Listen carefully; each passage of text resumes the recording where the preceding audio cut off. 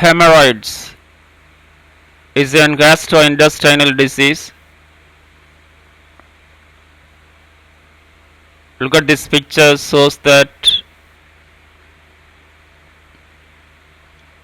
anoscopy, a detail going on. Introduction. Hemorrhoids are swollen and inflamed veins in the lower rectum and anus, commonly causing discomfort, pain, and rectal bleeding.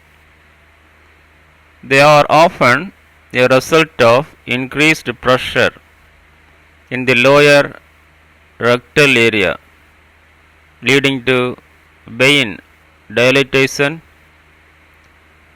Hemorrhoids are classified based on their location, either inside the rectum or under the skin around the anus.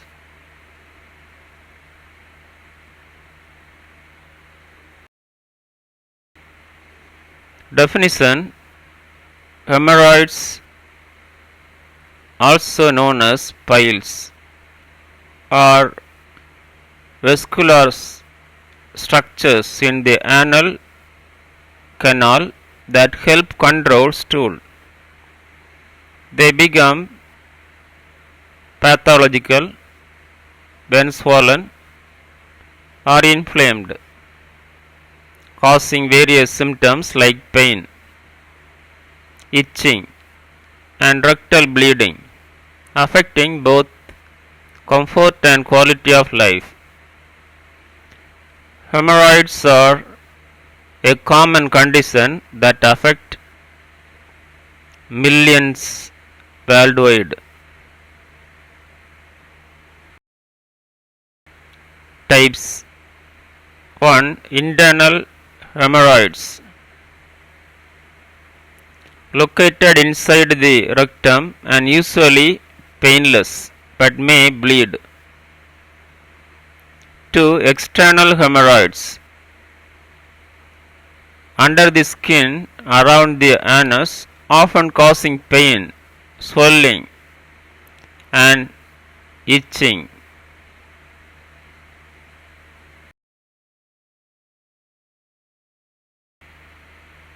3. Prolapsed hemorrhoids, when internal hemorrhoids protrude out of the anus. 4.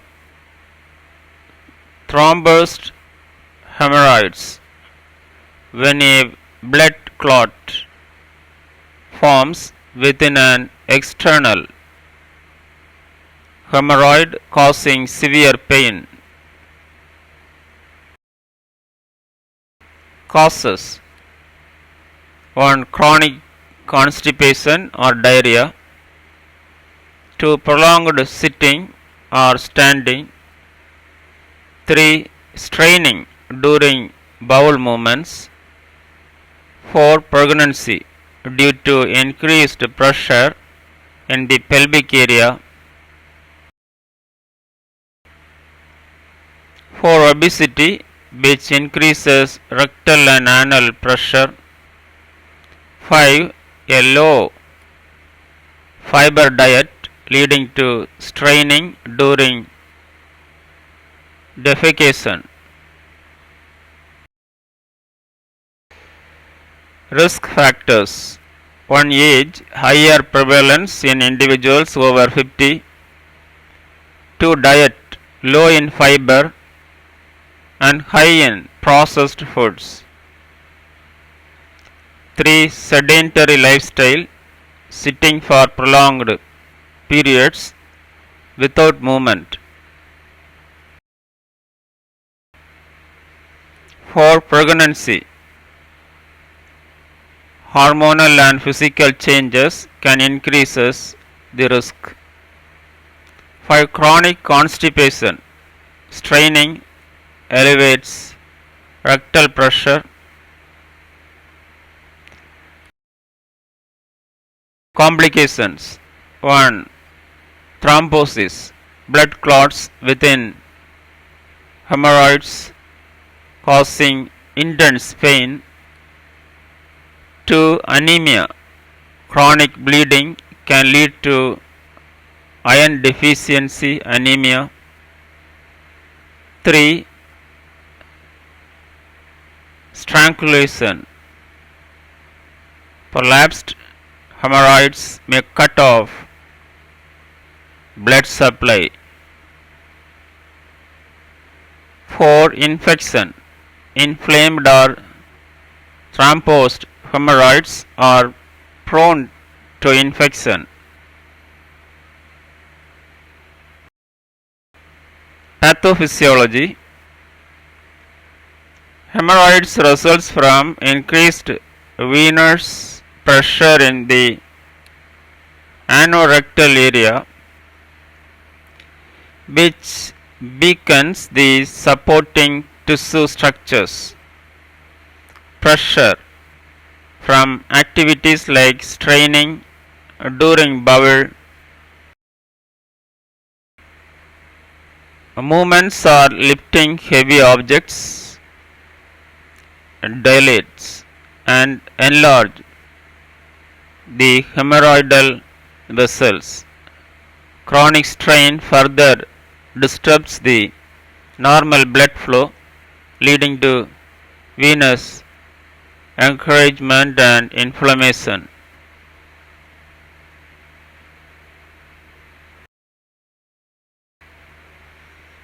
The pathophysiology of hemorrhoids involves a sequence of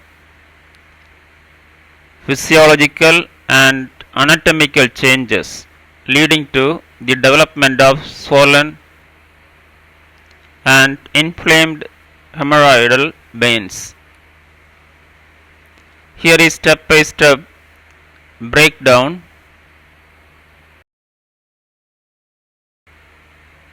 Step-by-step pathophysiology of hemorrhoids. 1. Increased pressure in hemorrhoidal vessels. 2. Distinction of hemorrhoidal vascular cohesions. 3. Weakening of supporting connective tissues. 4.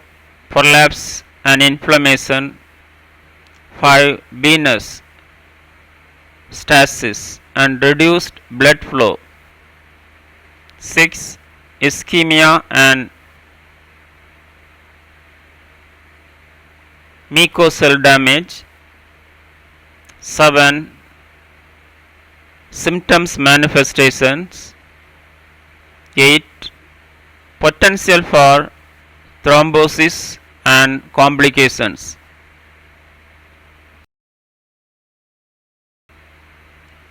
This process describes how increased pressure and vascular changes lead to hemorrhoids and the progression from mild symptoms to more severe complications. Early intervention can disrupt this cycle and prevent worsening symptoms.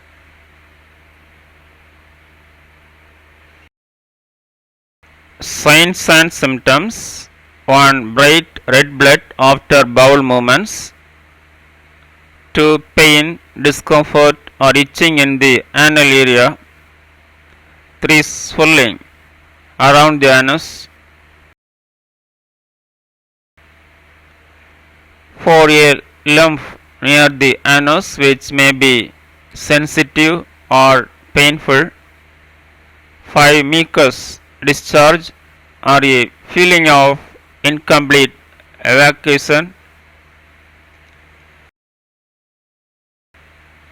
Diagnosis. 1. Physical examination, inspection and palpation of the anal area. 2. Digital rectal examination to assess internal hemorrhoids.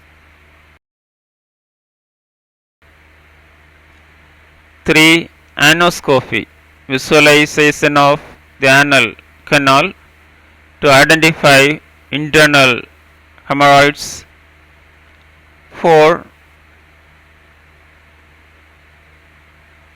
Proctoscopy or sigmoidoscopy, if rectal bleeding is present, to rule out other causes. Nursing diagnosis. 1. Acute pain related to inflammation of hemorrhoidal veins, to risk for constipation related to fear of pain during defecation.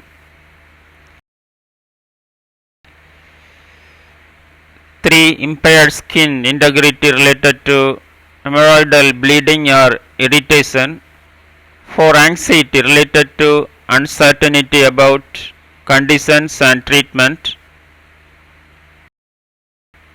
Management. First, medical management. 1. Medications, topical creams, ointments and suppositories.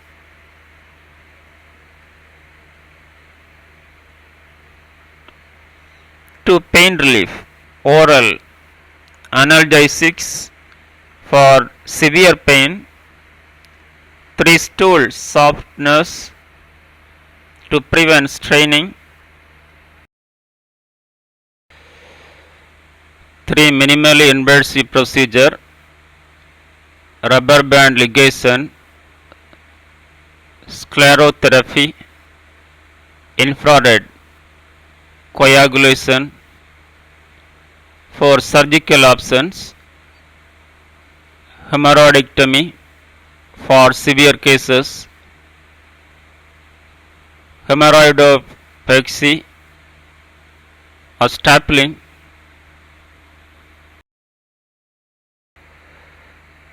Nursing management. 1. Pain management, application of cold packs, stitch bath and analgesics. 2. Promoting bowel health, encourage high fiber diet and hydration. 3. Educating patients on proper anal hygiene, stool softness and avoiding straining. 4. Monitoring for complications, watch for signs of thrombosis, infection or anemia. Treatment. 1.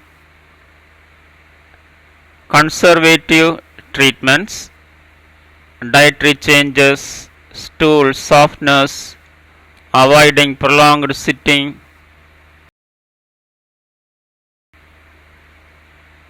2. Minimally invasive procedures, a rubber band ligation, a band cuts off blood flow to the hemorrhoid.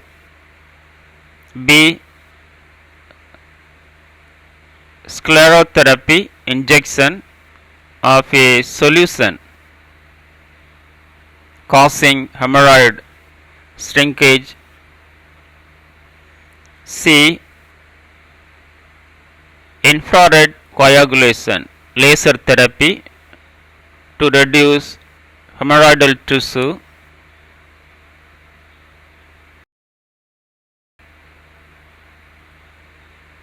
3. Surgical treatment for severe or recurrent cases, hemorrhoidectomy and stapling are options.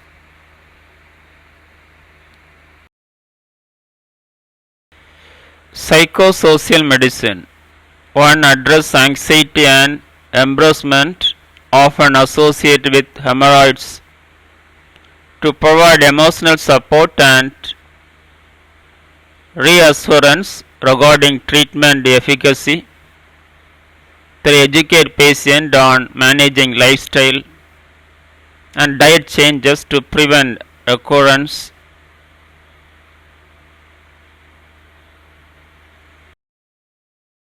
Prevention. 1. Dietary fiber. Aim for 20 to 35 grams daily to maintain soft stools. 2. Hydration. At least 8 glasses of water per day to ensure bowel movements. 3. Regular exercise to reduce pressure and improve bowel function. 4. Avoid straining. Avoid prolonged sitting on the toilet. 5. Prompt bowel movements. Avoid delaying when the urge arises. In conclusion, hemorrhoids are a common yet manageable condition affecting the anal and rectal veins. Early intervention through lifestyle changes, proper medical treatment, and regular follow-ups can prevent complications. Education on diet, hygiene, and self-care is crucial for long-term management. And a multidisciplinary approach involving patients' education, nursing care, and when needed, surgical intervention provides optional outcomes. Thank you. Have a good day.